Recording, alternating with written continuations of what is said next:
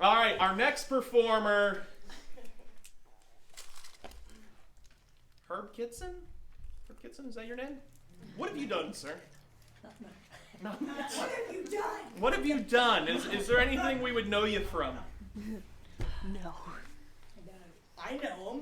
You know what do you know about Herb Kitson? Oh my God, the most wonderful professor at Titusville, kid at Titusville. Ding, ding, ding, ding, ding. Woo! His class was phenomenal, and if The you only wanted, one I passed, yeah, by if the you way. wanted to be in English poetry class, it would have been his class. Everybody wanted to be in his class. You bring your own cheering section tonight. All right. Yeah, tonight is a night we really want Herb on stage here. And actually, as you come up to the stage, sir, I think we'll do it now. If that's cool by you, or do you want to wait? Now. Now, all right, it's now. So please welcome Herb Kitson to the stage.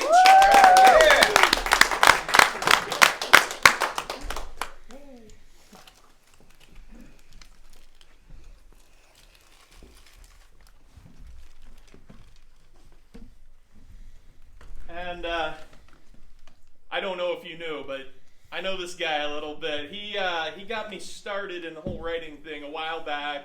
He's been a real treasure to the community. It's been really awesome having you as part of our open mic community. Pleasure. There have been so many students that you've influenced through the years. How many years were you at Pitt? 34. 34 years. And 13 at USC. At USC. Nice. And so, the Oil Region Coalition of Artists like to present Herb Kitson with a lifetime recognition as an educator, an artist, and a community pillar. And we're very serious about this. You've done a lot to help us out lately. You've done a lot in town, finding quality poets in Titusville. We're lucky to have them here, but it's been one of those things that you've been a treasure for us. Thank you very much. And so we'd like to give you this recognition. But I think his work will speak for itself. And I'll hand this to you. You can do whatever you want with it. Hang it on the wall. Woo! Yeah!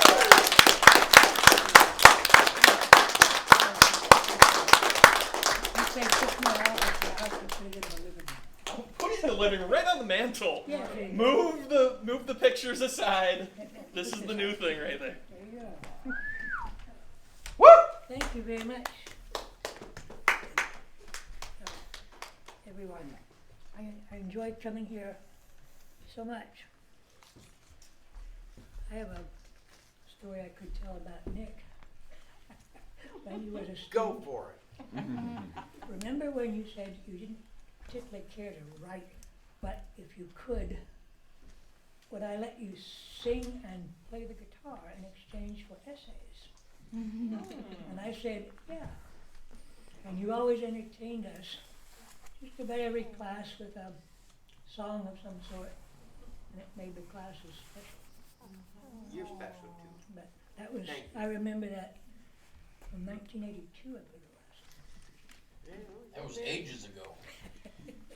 Yes. Yes. I usually bring my leather notebook. It has stuff in it, but the dog was sleeping on it.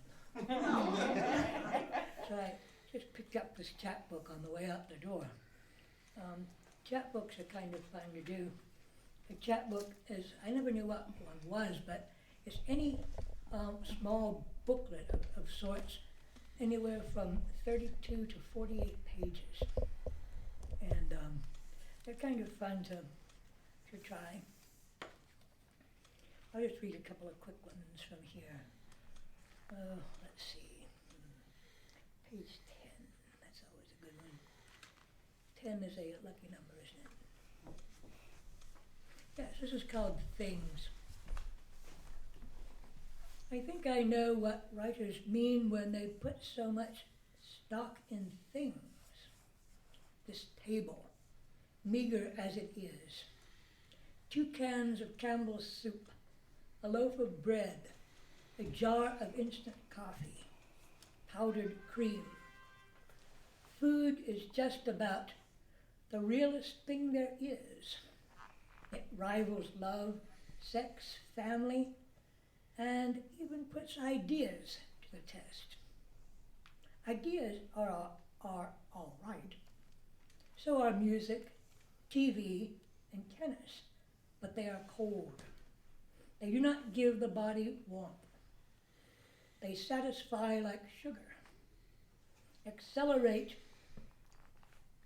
like chocolate bars, soar up into the clouds like wine. However, they do not come to the door to visit like an old friend. They do not keep you company when you are lonely. Air is not earth. There is no substitute for a clean house, for freshly painted walls, for a cozy bed, a comfortable chair, central heat, appliances that don't break down, faucets that don't drip, electricity, even toilets that flush. Once in Pennsylvania, when I first arrived, I sat alone on a Saturday night. I felt joy under a bare light in a kitchen I had retreated to. Cold air had come down from Canada, and August was too soon for artificial heat. I boiled water on an old gas stove and made instant coffee to keep warm. I drank cup after cup and looked at the food on the table. Things I thought can only be less wonderful than God.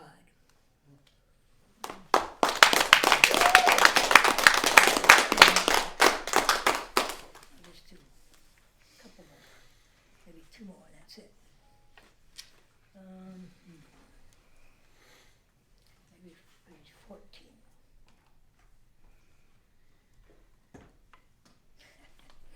This is a funny one, I guess. It's called Couples. Ritual in the living room. There is a J in modern tragedy that bursts forth in misspelling. Minds are whipped to madness in joints less appealing than this one, and laughter in the dark is more than fear. Apparition is a metaphysic. We whisper our despair, while tears and smiles are both insane. Reality's the mirror image in the glass. Pity's a pill taken for Ruth. God's remembering a line of truth. Salvation is in music, our form of love, the dance. And boots and blue jeans are dreams worth dying for. Our prayers in minuscule on our back pockets stitched, Lord, help us all. Our fuel, potato chips, the payment for a song. Hope in our beds of flowers masturbates, with revolutions rocking on the radio. In late night diners, our digestion's slow, and memories, our latest lyric hour.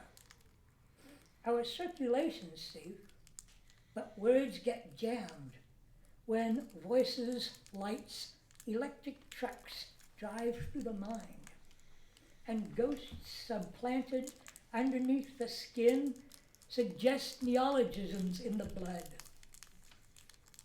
Communion is a terror understood. Our days, our perfect nights, and our nights, our fires of consciousness, in which we chant protectively cliches, our beauties in the burning of our blaze.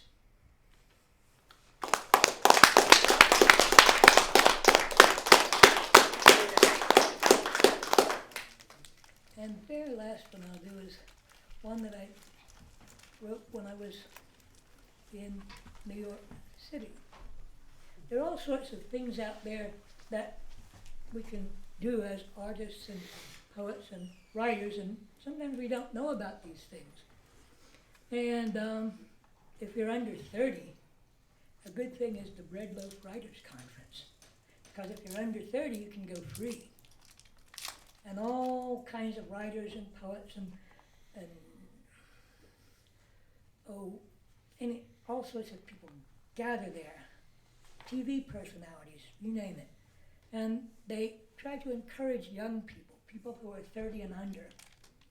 And you apply by just submitting, samples of what you do. And a committee picks. And it's a lot of fun. And that's one thing. And another thing is that I don't think the government has it anymore, but there used to be a program called the National Endowment for the Humanities. Is that gone? I think it's gone. But anyway, they would pick people, and one of the things they like to do is to send them to different parts of the country, because they wanted people from the east to be west and vice versa, and north and south, and this small and large. And I got the small and large part from Titusville to go spend some time in New York City. And while I was there, I wrote this poem called Rituals.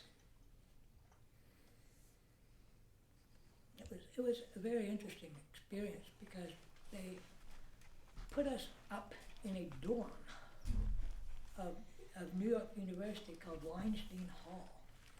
And they mixed us in with the general population.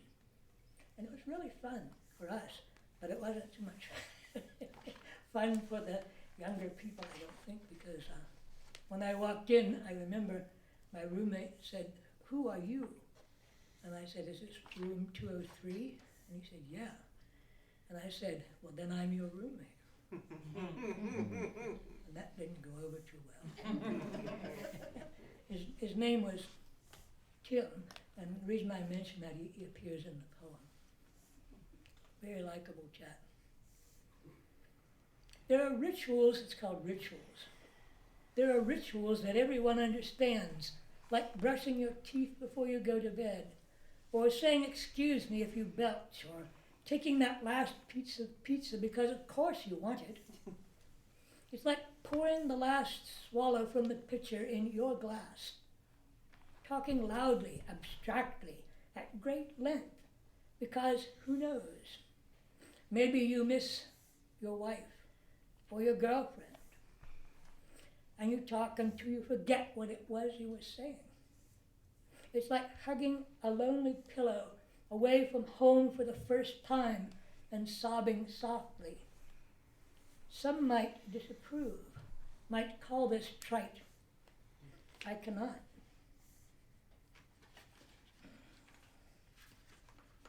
Very nice. Ooh, this just got the first page. It's not bad.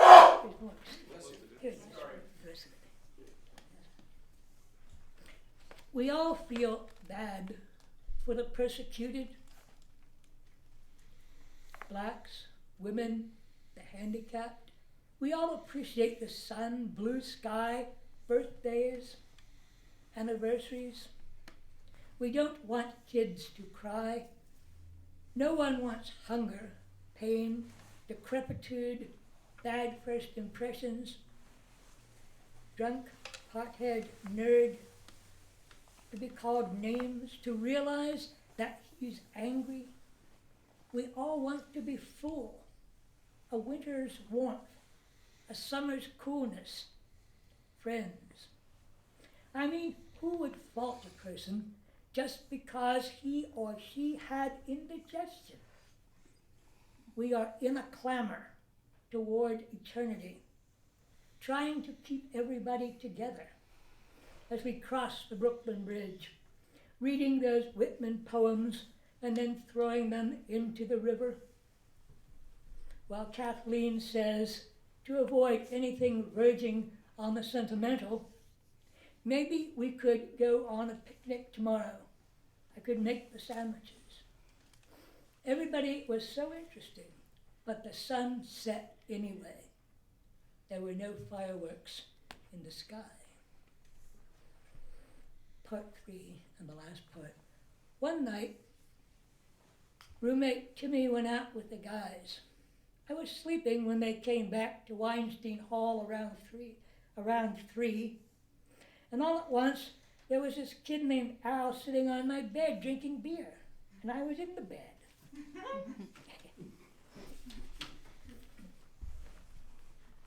Wake up, old man, Al said.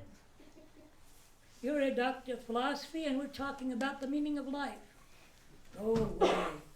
I knew the meaning of life too when I was your age. It didn't work. They kept right on, slopping beer over me. Al said, those bums in Washington Square Park would be better off dead. And Timmy said, they don't have to be so poor, they could hitchhike to Connecticut and get jobs as caddies at a country club. That's what I do when I need bread. Usually Timmy goes to bed with the lights on and the TV and forgets to set his alarm. So I set the alarm and turn off the lights and turn off the music and plunge us into final dark. I say good night to him in my mind because he's already asleep. And in 3 months, he will go back home to Connecticut, and I will go back home to Pennsylvania.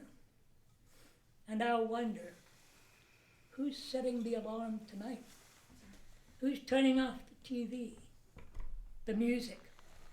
Who's putting out the lights? One night, Tim was asleep, and I went over and I shook him and woke him up and said, I've got to read you this poem. He didn't understand. So I said, once upon a time, I think it really happened, I went to some friends for supper. After we had eaten, their little boy, Ben, who was about 3, sat next to me on the couch. We turned our backs on the others who were talking theory and looked out an open window. It was a hot July evening.